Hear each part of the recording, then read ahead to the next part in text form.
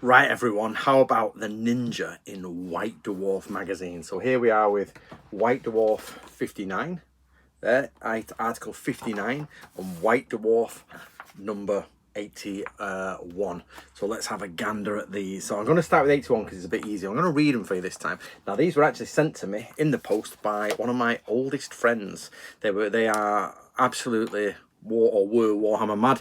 They've been collecting White Dwarf for like 20-30 years, and they've decided the Ninja ones can go in my collection. So I think they've just had children, and well, they have just had children, and I think they're looking for space. So we've got the Ninja here, and it's an array of Ninja warriors for painting. Now, absolutely terrible models, but you know, back in the day, the Ninja, £1.50 for 3. So I think that was $3 for 3, so $1 each back in the day, because the exchange rate was 2 to 1 for America.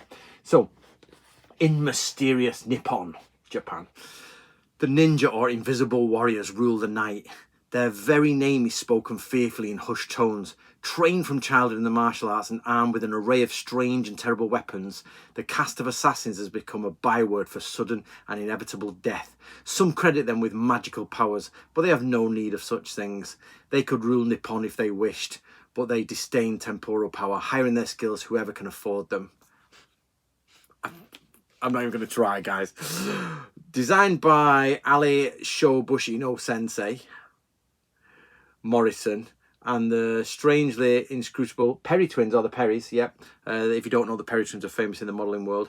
The new Citadel Ninja can be used in a whole wide of settings, from oriental fantasy to modern day espionage. They are detailed to Citadel's usual high standards and come in a variety of poses with an assortment of exotic weaponry for which the Ninja are famous. So Ninja in Warhammer. Ninja was sometimes used in battles, particularly for infiltrating or storming force. Yeah, that's pretty good. And other positions. They are not slowed by difficult ground or obstacles, and when equipped with nekode or grapnels, they can climb or... I don't think that would be grapnel, would it? They can climb walls at 1/3 of their normal movement rate. The Ninja suit comes in colours black for operating at night or in bad weather, white for operating in the snow, green for in the woods, and in the right conditions their suits and stealth skills render them almost invisible. And a unit of Ninja that is 4 inch or more from the nearest friendly unit is treatable as invisible until it attacks, provided that they are wearing the appropriate type of suit. So you've got to paint your miniatures depending on the scenery, which means you've got to buy more miniatures. Is that a crafty ploy? They can only be spotted by if the enemy makes a successful test against intelligence on a 2d6. Many ninja suits include strips of armor, which together with their martial arts give the ninja a saving throw of 4, 5 or 6. So I assume that's Warhammer old school in it. Then there's some stats for them. They're trained in the same martial arts as the Vimto monks. What the bloody Vimto is a drink in England? What the hell, Vimto monks? And they can fight unarmed or with a wide variety of weapons. The ninja sword and nunchucker, because you often find nunchucker or nunchaku, sorry, we usually call them nunchucks, count as hand weapons. The kurikasama, or sickle on a length of cord or light chain, can be used as a hand weapon, but it can also be thrown, counting as a knife and additionally entangling in the same way as the net. Okay, shuriken or throwing stars, counting as thrown knives, and are always poisoned, as are darts from a blowpipe. Ninja armed with nekode, or climbing gloves. So as I say, there's grapnel hooks and climbing gloves now. Can climb walls at 1/3 of their normal movement rate and cause 1 extra wound point when fighting with them. The Torinoko grenade. They must have got this all from, I don't know which book. What date is this? It's not giving me a date, guys. What is the date for White Dwarf? September. It's in 81, so I don't know what year that is. Include a small amount of explosives causing 1 strength hit, flash powder, blinding for the next turn only, or a violent irritant blinding for the next turn and causing loss of 1 point from the WS and 2 point from BS or D3, whatever they are in the stats.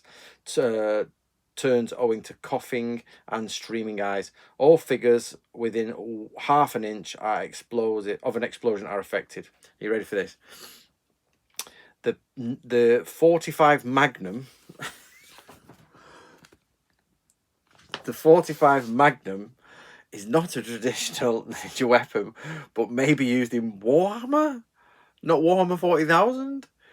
If the referee sees fit, Citadel takes no responsibility for the consequences.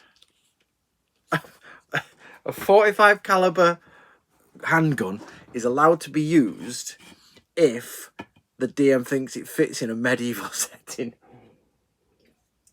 So let's have a drink while we're going. Right, White Dwarf, number 59. Let's have a gander. Number 59. Now this one, the Ninja. So we've got one full page, guys, so it might take a while, but I hope you enjoy, because you won't get to read it otherwise.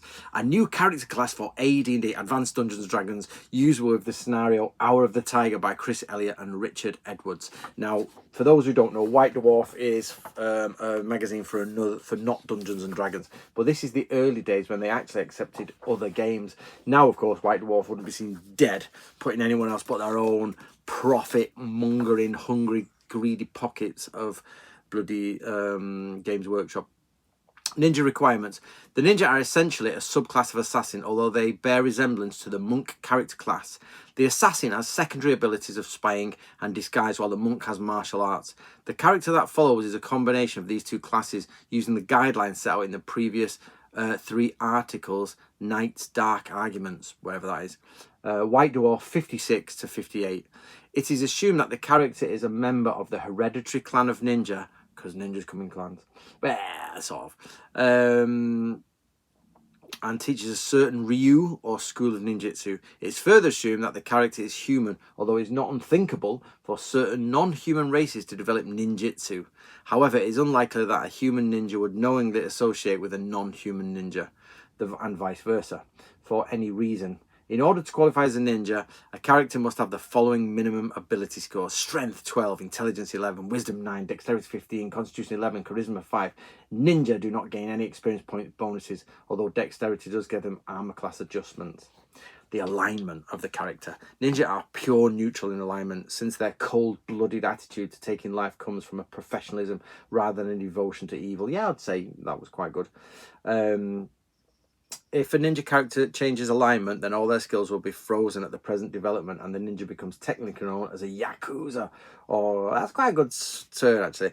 The Ryu will no longer teach him any more skills, and the ex-ninja will be shunned by any previous associates. Although no longer able to develop skills, the character will still be able to gain new experience levels, along with increases in hit dice, saving rolls, and fighting ability. If the character's change of alignment was involuntary and eventually regain true neutrality, then the Ryu will accept them once more as a pupil, providing the character atones for the lapse in similar way to a penitent paladin. So they've got to make up for it, basically.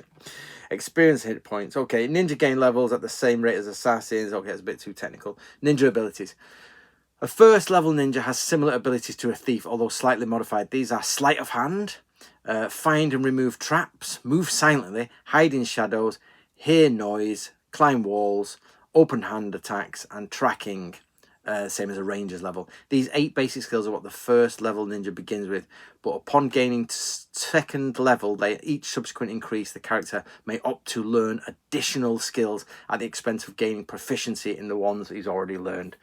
The way at the expense of not the expense of gaining proficiency. It's not an expense if you gain it. I don't know. The way it works is that each time the character goes up a level, there are increases in 8 skills. However, at the character's option, somebody should have edited this. One additional skill may be learned at each level increase, providing that one skill... That's getting too complicated. Right, skills. The following skills are available as options at any time that the character gains a new level, but not at first level. For convenience, they are listed in the same categories as the previous articles, also in the last ones. Stealth. The ninja's costume. Ninja Shinobi Shozoku. Is only equivalent to an AC 10 armor class 10. Swimming, ninja receive no penalties for combat in water. I'm just going to skip through these because it's more just rules now. They are suppleness. This is a skill ninja to squeeze through tiny spaces and escape from bonds. Starts at 10%, blah, blah, blah. Movement. Survival, upgrade, tracking. As stated earlier, ninja track as rangers. Survival, ninja with this skill can live off the land, outdoors, but not in a dungeon. Once learned, there is no progression in this skill. Okay.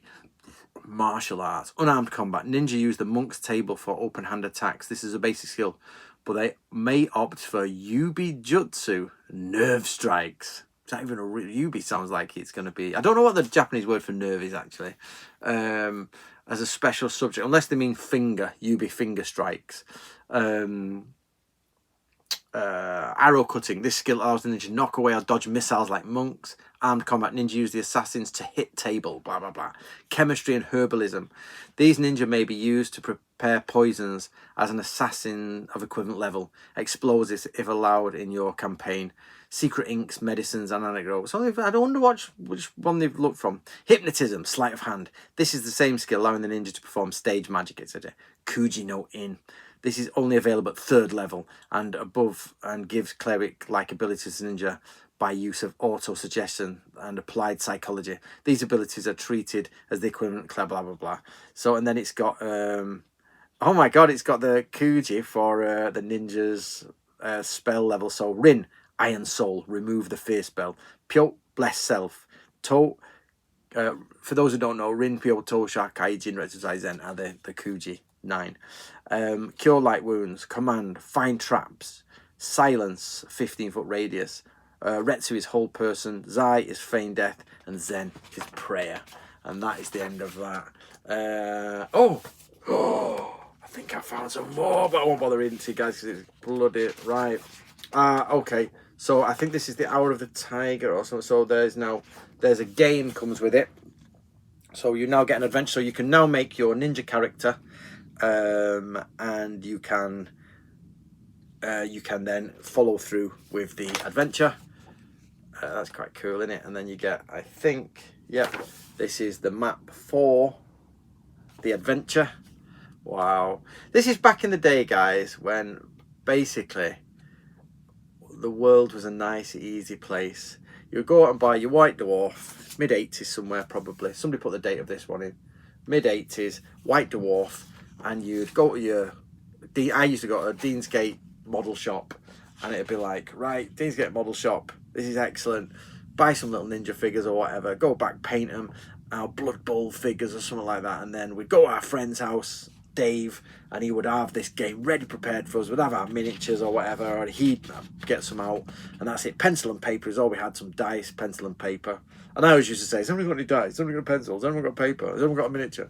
Because I used to be quite terrible at that sort of stuff. And then we'd play for the afternoon, and it'd be wonderful. It'd be really good fun.